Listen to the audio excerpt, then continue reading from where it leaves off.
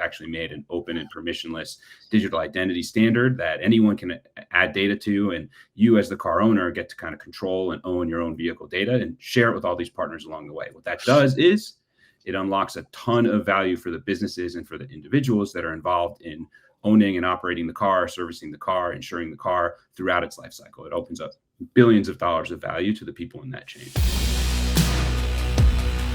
Let's talk about using blockchain to upgrade the auto industry. What would you say is the number one secret to that? And tell us about Demo. This sounds really exciting.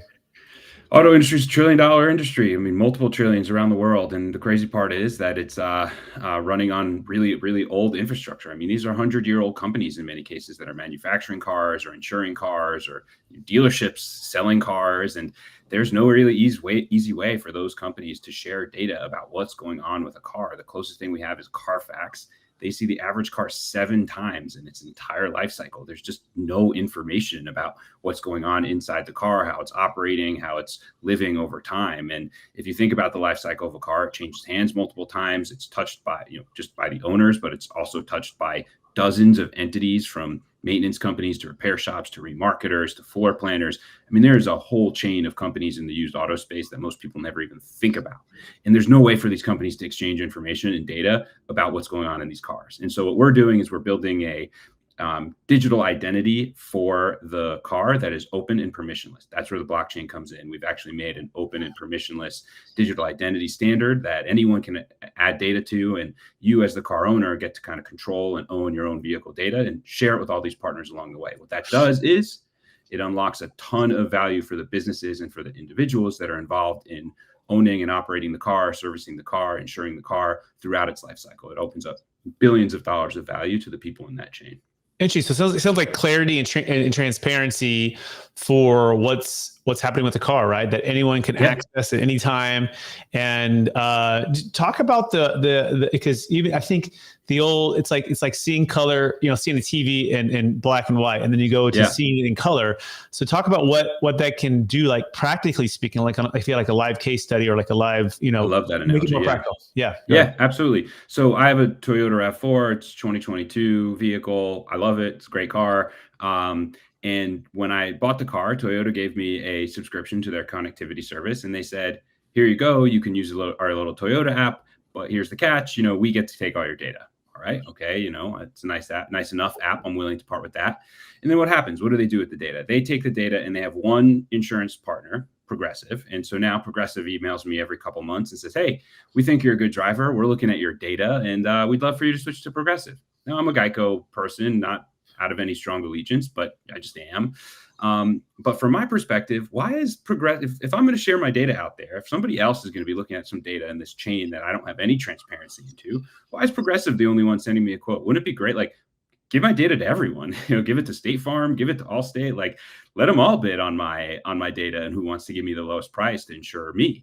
So what we think is going to be a better situation, and what we've built at Demo, is the ability for me as a driver to actually own my own data and now bridge it and connect it into a bunch of different insurance companies. So we're working on those insurance integrations, and we can replicate that across maintenance. We can replicate that across selling your car.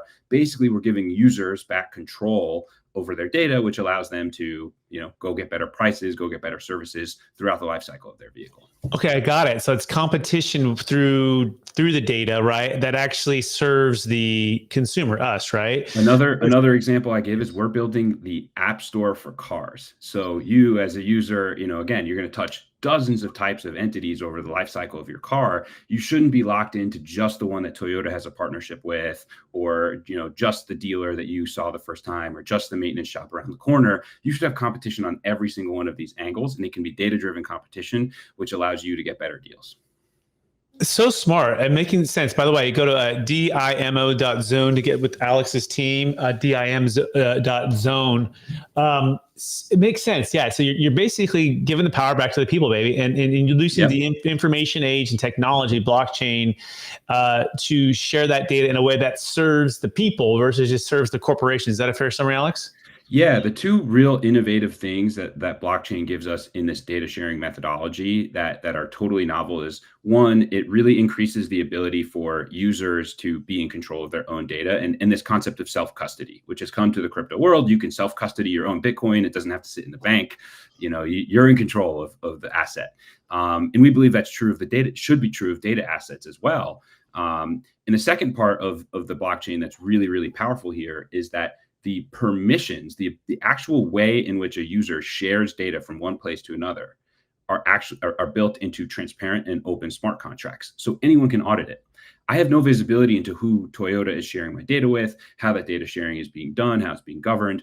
But with Demo, our actual permission, the code that governs how that permissioning works is an open smart contract. Anyone can go look at the code. You can't see, oh, who did Alex share his data with? Of course, there needs to be privacy involved as well.